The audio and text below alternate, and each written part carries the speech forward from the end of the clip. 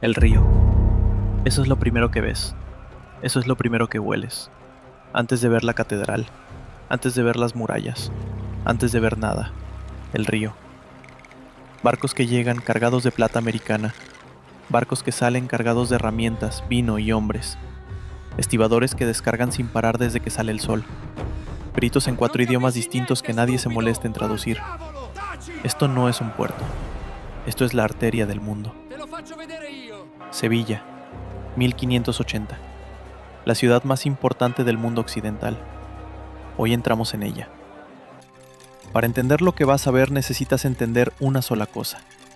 Todo el oro, toda la plata, todas las especias, todos los productos que llegaban del Nuevo Mundo tenían que pasar por aquí, por Sevilla, por el Guadalquivir, por este río. En 1503 los reyes católicos tomaron una decisión que cambió esta ciudad para siempre. Sevilla sería el único puerto autorizado para comerciar con América. El único. No había alternativa. No había excepción.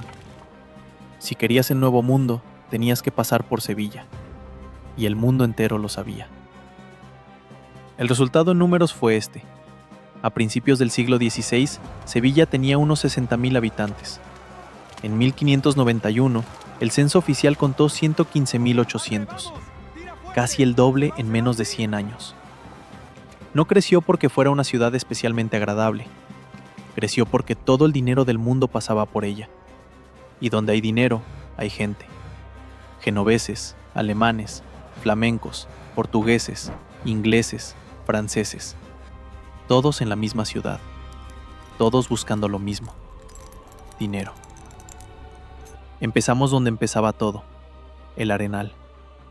El Arenal es el primer barrio que ves si llegas a Sevilla por el río.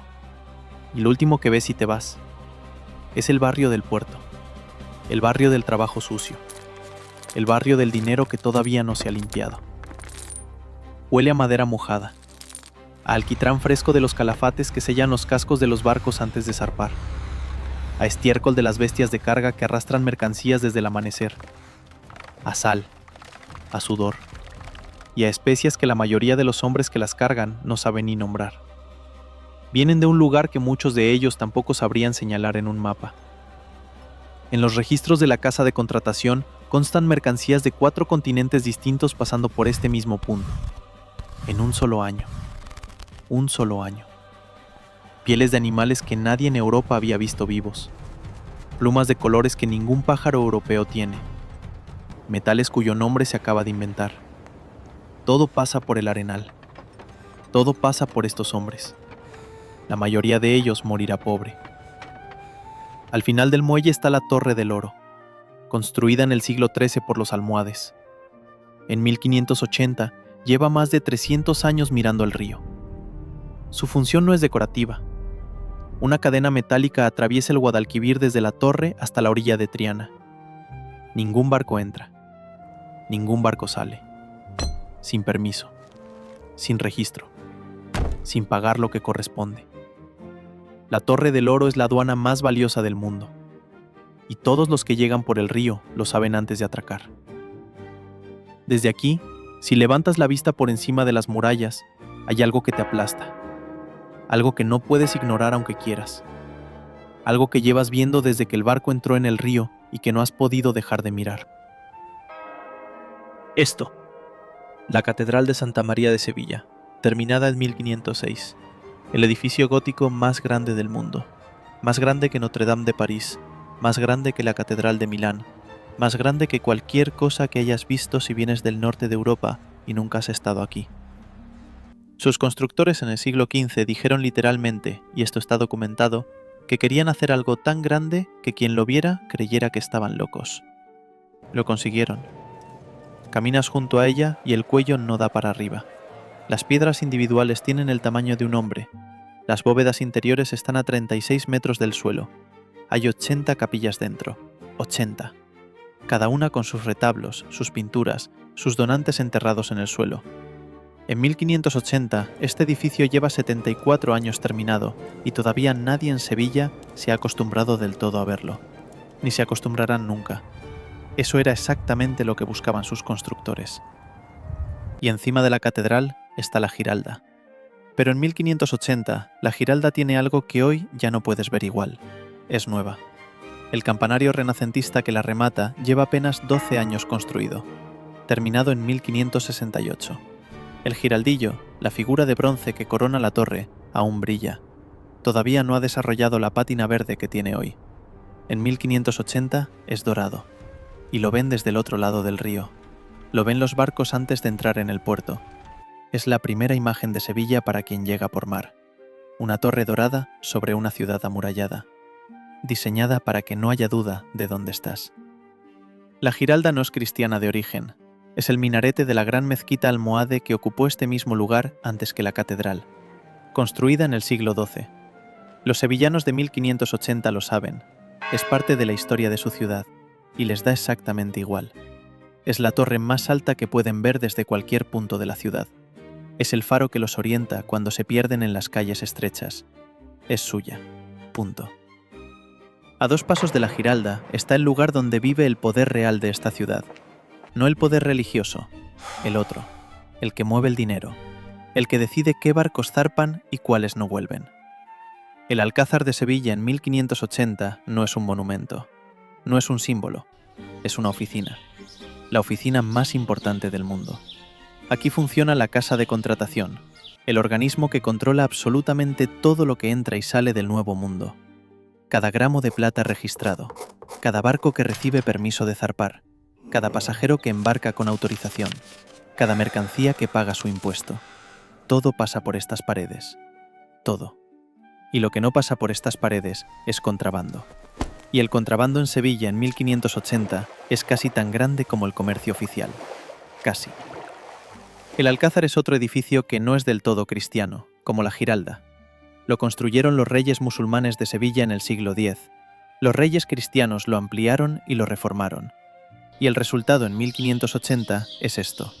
Un palacio donde conviven los azulejos almohades con los arcos renacentistas de Carlos I.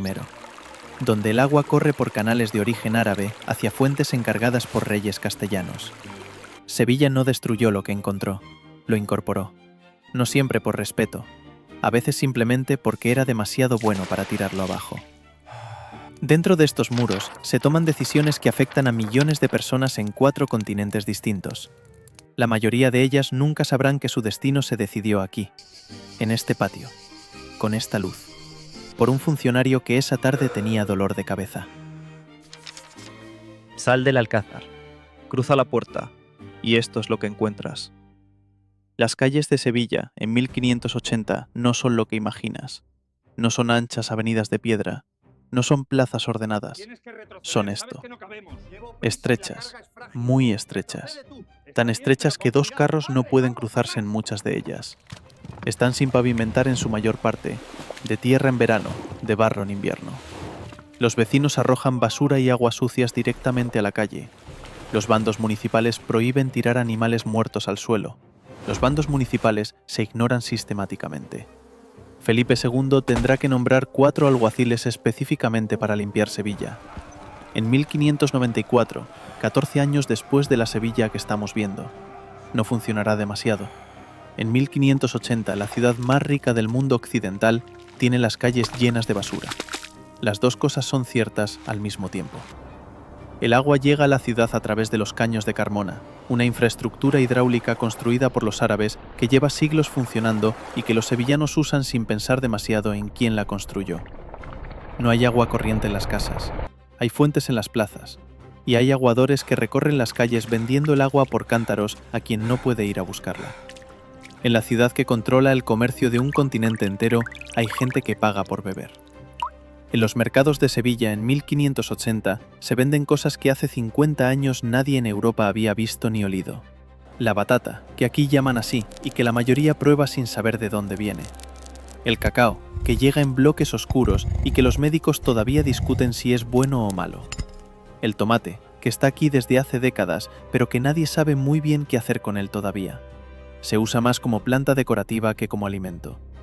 El tabaco, que lleva poco tiempo y que ya tiene a media ciudad enganchada.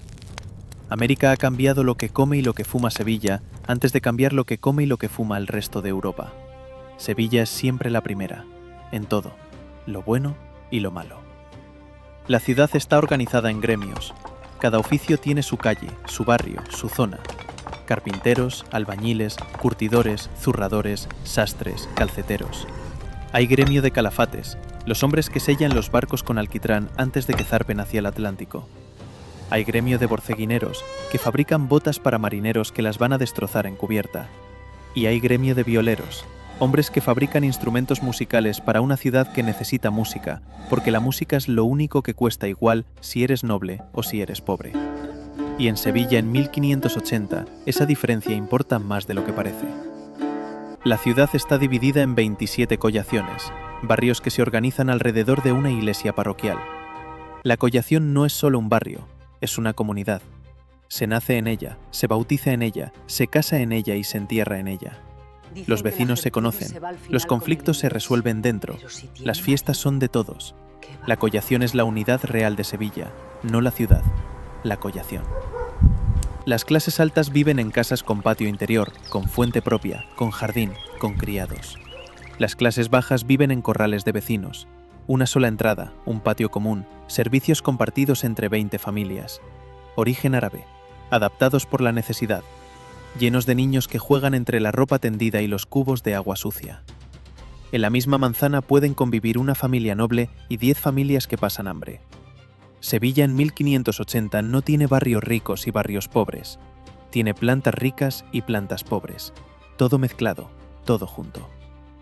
En la plaza de San Francisco, el corazón cívico de Sevilla, conviven en el mismo espacio y al mismo tiempo un mercader genovés que ha ganado más dinero este mes que la mayoría de estos hombres en toda su vida. Un noble castellano que lleva el apellido de su familia como si fuera una armadura. Un esclavo africano que carga lo que le mandan y mira al suelo cuando pasa alguien importante, y un indígena americano que llegó aquí en un barco como parte de un cargamento y que todavía no entiende del todo cómo funciona este lugar. Eso es Sevilla en 1580, el primer experimento de globalización de la historia, sin ese nombre, sin que nadie lo haya planificado así. Pero hay una parte de Sevilla que la ciudad amurallada prefiere no mirar demasiado. Al otro lado del río. Para cruzar a Triana en 1580 no hay un puente de piedra, hay un puente de barcas. Barcas unidas entre sí con maderas y cuerdas. Un puente que se mueve cuando caminas sobre él, que cruje, que se hunde un poco con el peso de las caballerías. Un puente que se rompe cuando el río crece en invierno y deja a Triana incomunicada durante días. La collación de Santa Ana, en Triana, es una de las dos más grandes de toda la ciudad, y no tiene conexión estable con el resto de Sevilla. Nunca la ha tenido. Y así seguirá durante otros 200 años. Triana tiene sus propias reglas, sus propias costumbres, sus propios muertos. Aquí están los mejores alfareros de España, los azulejos que decoran el alcázar, los que cubren las iglesias, los que exportan a toda Europa como símbolo del lujo español, se fabrican aquí, en estos hornos, con estas manos, por hombres que probablemente nunca han cruzado el puente de barcas para ver cómo quedan sus azulejos en los palacios del otro lado. Aquí están también los astilleros, los barcos que cruzan el Atlántico y que traen la plata americana que hace rica a Sevilla, se construyen en Triana. Los calafates que los sellan viven en Triana. Los marineros que los tripulan viven en Triana. Triana construye los instrumentos del imperio. Triana hace posible todo lo que ocurre en el otro lado del río. Y el otro lado del río la mira desde arriba. Las fábricas de jabón de Triana exportan a toda Europa. El jabón sevillano tiene fama continental. Lo usan en París, en Londres, en Ámsterdam. Nadie en esas ciudades sabe que viene de aquí, de este barrio, de este humo, de estos hombres que huelen todo el día a lo que fabrican. Y al borde del agua, mirando hacia la ciudad como si la vigilara, está el castillo de San Jorge. Aquí es donde la historia de Sevilla se vuelve más difícil de mirar. Sevilla en 1580 es la ciudad más rica del mundo occidental. También es, desde 1481, la sede del primer tribunal de la Inquisición española. Casi 100 años funcionando. En este castillo. En estas salas. El castillo de San Jorge no es una cárcel convencional. Es el lugar donde se decide quién es cristiano de verdad y quién lo es solo de nombre. Y la diferencia entre las dos cosas puede costarte la vida. En las plazas de Sevilla se venden esclavos, africanos en su mayoría, en el mismo mercado donde se compran especias y sedas, no en un lugar apartado, no en un barrio escondido, en la plaza. al precio de una mula buena, a veces menos. La ciudad más cosmopolita del mundo es también una de las más desiguales de su tiempo. Las dos cosas conviven sin que nadie parezca encontrar en ello ninguna contradicción. Y debajo de todo esto, debajo del oro americano y de la giralda que brilla desde el río, y del puente de barcas, y de los gremios de violeros y calafates, las calles sin pavimentar. Los corrales de vecinos donde viven hacinadas las familias que no tienen otra opción. Los niños que nunca verán el interior del Alcázar. Los marineros que construyen los barcos del imperio y mueren sin un nombre en ningún registro. Sevilla en 1580 es las dos ciudades al mismo tiempo, siempre al mismo tiempo, la que brilla y la que la sostiene. En 1649, una epidemia de peste mató en Sevilla a 60.000 personas en pocos meses, el 46% de la población total. La ciudad pasó de 130.000 habitantes a 70.000 en el tiempo que tarda una estación en cambiar. En 1717, la casa de contratación se trasladó a Cádiz. El monopolio terminó. El oro dejó de pasar por el Guadalquivir, y Sevilla dejó de ser el centro del mundo tan rápido como lo había llegado a ser. Pero la Giralda sigue ahí, el Alcázar sigue ahí. El puente de barcas ya no existe, pero las piedras del río recuerdan dónde estaba. Y en el suelo del antiguo castillo de San Jorge en Triana, cuando se excava, todavía aparecen los restos de quienes pasaron por sus calabozos. La ciudad guarda todo lo que fue, aunque no siempre quiera recordarlo. ¿Cuántas ciudades como esta han existido? ¿Cuántas creyeron que su momento no iba a terminar? ¿Cuántas construyeron imperios sobre el trabajo de gente que no aparece en los libros de historia? ¿Y cuántas de las ciudades que hoy consideramos eternas están viviendo ahora mismo su propio 1580, sin saberlo? Quizás la pregunta más incómoda no es qué fue Sevilla, es qué ciudad está siendo hoy lo que Sevilla fue entonces. Y si dentro de 400 años alguien podrá entrar en sus calles y entender lo que nosotros no somos capaces de ver. Toda ciudad que brilla lleva dentro la semilla de su propio silencio. Sevilla lo supo demasiado tarde. ¿Cuál es la próxima ciudad que quieres que reconstruyamos? Dímelo en los comentarios. Nos vemos en ella.